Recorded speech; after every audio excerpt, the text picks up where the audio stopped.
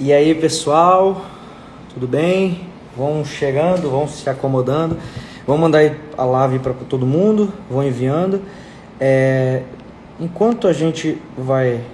Deixa eu só enviar aqui para a galera também.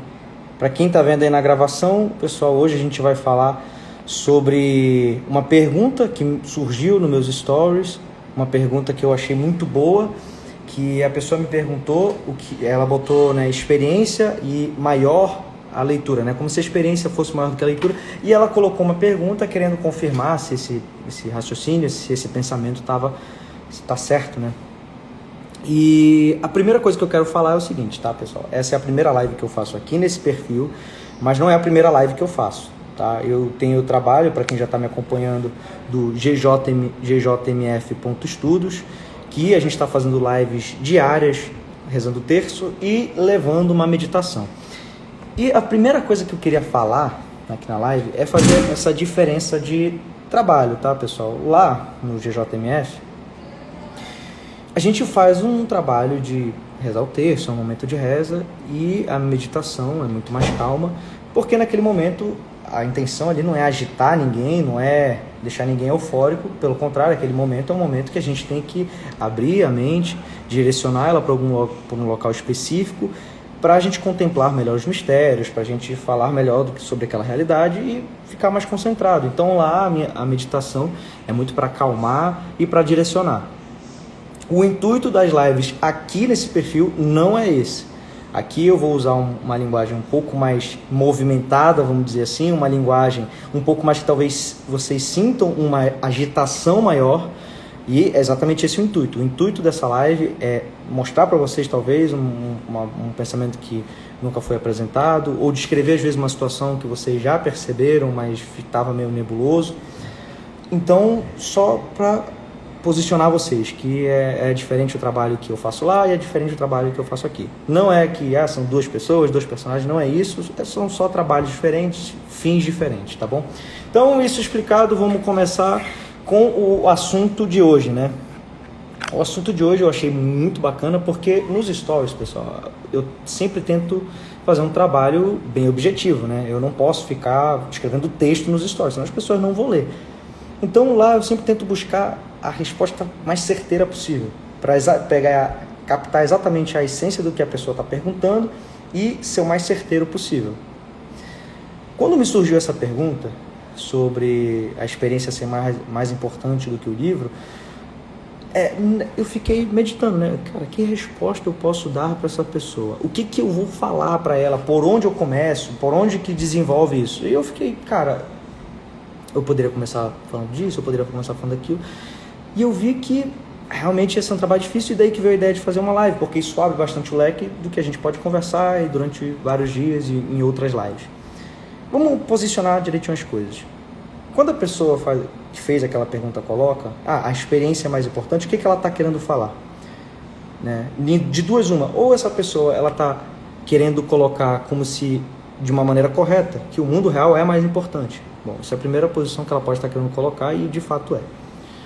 A segunda posição que ela pode estar querendo falar é aquela posição de soberba que a gente vê às vezes, né? O livro não serve para nada, eu conheço pessoas que são muito mais inteligentes e nunca leram um livro, né? Ela está fazendo um ou outro, né? A própria pergunta tem essa essência de dicotomia.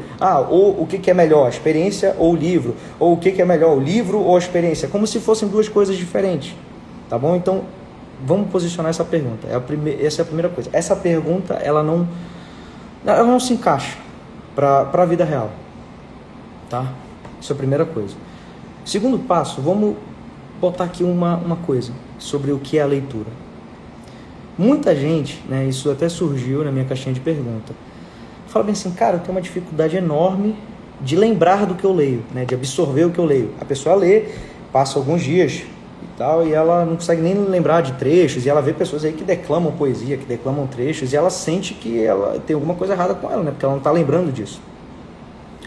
Só que essas pessoas que declamam poesia, elas fazem um trabalho específico para aquilo, tá? Elas trabalham a memória de uma forma específica, existem treinos, é uma técnica que você pode treinar.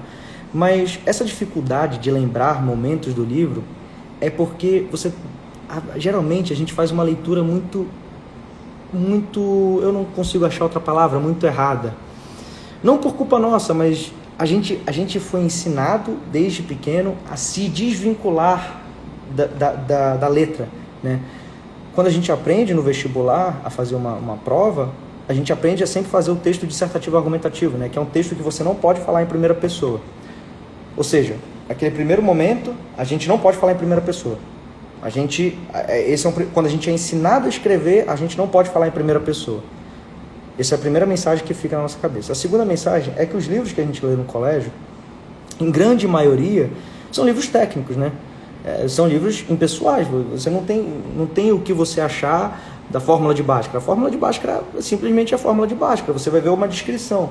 Então, a gente, todo momento, na forma como as coisas estão acontecendo hoje em dia, a gente é ensinado a ter uma impessoalidade na língua, tá? Uma impessoalidade na leitura, uma impessoalidade na escrita. Isso é a primeira dificuldade que a pessoa que quer ter uma vida de leitura, quer ter uma vida de estudos, ela vai ter que quebrar. Porque quando você está lendo um livro nada mais é do que uma conversa, né? Eu tenho aqui, por exemplo, aqui estou usando de apoio. Mas vamos supor que você pegue um livro de um autor específico, né? Tá aí, eu postei ontem o Tratado da Verdadeira Conformidade com a Vontade de Deus, né, do Santo Afonso Maria de Ligório. Aquele livro ali, ele tá te passando uma conversa que ele está tendo contigo. Ele está explicando conceitos, ele está definindo conceitos e ele está dissertando sobre aquilo em primeira pessoa, colocando impressões que ele tem ou não. Então, se eu vejo o livro dessa forma, como uma conversa que eu estou tendo com o autor, a coisa muda, né? A coisa fica totalmente diferente. Já não é mais só uma informação impessoal que eu estou vendo. Não, eu estou vendo uma pessoa que está me ensinando, né? O Santo Afonso, por exemplo, está me ensinando, ele está conversando comigo quando ele está escrevendo aquele livro. Então, quando a gente gira essa primeira chave, a leitura já vira uma coisa diferente. A leitura já vira uma fala, uma palestra de um autor, uma coisa assim, né? Uma parte da vida dele. Mas é exatamente isso, é uma parte da vida dele. Então, a gente nunca pode desconsiderar também a obra da vida do cara. Às vezes, até facilita o entendimento de uma obra quando você faz o paralelo com a vida da pessoa, né? Então, quando a gente muda essa chave da leitura ser só uma informação impessoal, uma informação perdida, para uma conversa com o autor, a coisa muda exatamente de paradigma, né? Muda a situação. Porque o que é uma conversa com o Santo Afonso de Maria de Ligório, por exemplo? É uma conversa com um cara extremamente mais inteligente que eu, uma conversa com um cara extremamente mais sábio que eu, uma conversa de um cara extremamente mais virtuoso que eu. Então percebe que a pergunta começa a não fazer mais sentido, porque a leitura, você está adquirindo experiência. A experiência de alguém muito mais inteligente, a experiência de alguém, de gênios às vezes, né? A experiência de pessoas muito mais virtuosas, a experiência de pessoas muito mais verdadeiras. Então a gente começa a ver que a pergunta realmente não faz sentido. Mas ela tem uma razão de ser. Porque quantas pessoas a gente conhece que pegam a informação bruta e não fazem nada, né? Não fazem a transição da própria leitura para a própria personalidade? Bom, isso até é uma caricatura de intelectual, né? Hoje que se tem. Se você fala intelectual, a pessoa já pensa, um cara de óculos, todo magrinho, lendo ali um monte de livro, meio fraco, não conversa com as pessoas e tal. Essa é a caricatura do intelectual de hoje que a gente vê, né? E é por isso que essa pergunta tem uma razão de ser. Porque se você fica só na leitura como informação solta, você não adere aquilo à sua personalidade, você não coloca esses autores como seu interlocutor, você vai virar só um erudito, um cara que tem várias informações soltas na cabeça e às vezes uma personalidade fraca.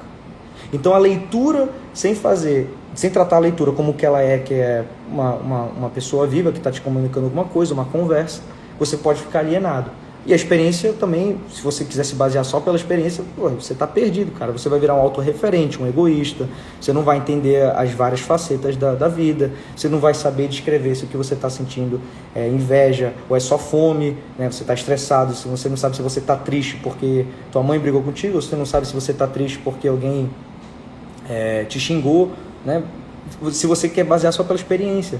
Porque existe toda uma tradição já de coisas que foram determinadas. Por exemplo, vários poetas já se dedicaram a falar sobre o amor. Quando eu chego e quero falar, eu acho que amor é isso. Bom, tá, até vale de alguma coisa, essa pode ser tua impressão. Mas várias pessoas muito mais inteligentes do que a gente já falaram desse assunto, já determinaram, já descreveram muito melhor do que a gente o que é o amor. Você vai pegando essas várias facetas, você pega ali um Camões, você pega ali vários outros autores e você vai falando, o amor eu acho que é isso aqui. E quando você vê o amor na sua vida, você consegue descrever melhor. Fala, pô, não é que eu estou amando agora?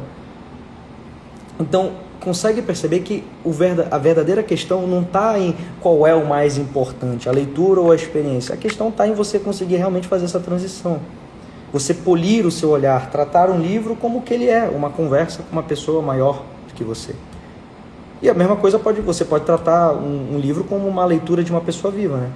Que é, por exemplo, dando um testemunho pessoal aqui, é o que eu faço com os meus autores, que são meus interlocutores, né? Pessoas que todo momento, quando eu tenho uma decisão para tomar na minha vida, eu penso, o que tal cara faria? O que será que ele quer falar? Vou reler aquele capítulo que eu acho que pode me dar uma luz. Então você tratar os autores e as obras desses autores como pessoas vivas, você consegue fazer toda hora essa troca. E, inclusive, você consegue até melhorar essa troca. Você consegue trazer aspectos da sua experiência para o que você está lendo ali no livro e aquilo se tornar até, às vezes, muito mais profundo. Quando a gente passa por uma situação da nossa vida, né? Eu vivenciei aqui, sei lá, eu fiz uma viagem. A gente consegue descrever exatamente como foi a viagem, como foi o início, como foi o meio, como foi o fim da viagem. E a gente só viveu aquela experiência uma vez e a gente nunca esquece. Mas às vezes a gente lê um livro uma vez e nunca lembra do livro. Você já parou para pensar por que isso acontece? É porque a nossa vida, ela é muito coerente. Né? Coerente assim na nossa cabeça, a sucessão de fatos. A gente sabe exatamente o que está acontecendo, como aconteceu, tal, como é que aquilo chegou naquele ponto, o que te motivou a fazer tal coisa. E no livro a gente tende, né, por como a gente falou, esse problema de tratar a língua como algo impessoal, a gente tende a fazer isso. Mas quando você, como a gente vem falando aqui nessa live, você trata a leitura como uma conversa viva, uma conversa que está acontecendo naquele momento, a sua memória do nada, ela começa a funcionar melhor. Você começa a lembrar das situações do livro porque aquilo já vira... É como se eu tivesse conversado uma vez com um amigo, sabe?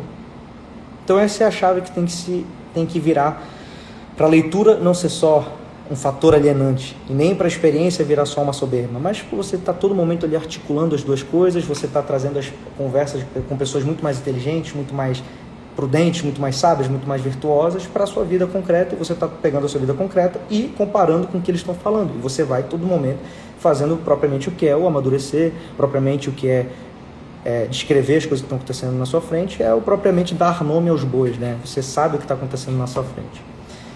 Tá bom? Então, o papo de hoje foi bem rapidinho, pessoal, deu aí uns 10 minutinhos, é mais ou menos esse o tempo que eu quero ficar nas lives. Eu gostei bastante que esse tema dessa live surgiu de uma pergunta, então eu queria incentivar, façam as perguntas, mandem o que vocês acham bacana para a gente falar na caixinha de perguntas, tá? Porque às vezes pode ser algum tema muito, muito bacana que a gente possa trazer para a live, ou um tema às vezes que possa dar para a gente desenrolar, tem lives maiores, quem sabe. Quem está me acompanhando aí todo dia sabe que eu estou ali com um projeto com os meninos, o Confissões Culturais. Lá as lives vão ser um pouco mais demoradas, vão ser um tom um pouco mais intelectual, tá? Aqui a gente teve uma conversa mais informal, trazendo aqui um assunto, fazendo uma explicação um pouquinho mais tranquila, só para abrir a mente aí, beleza? Valeu, pessoal!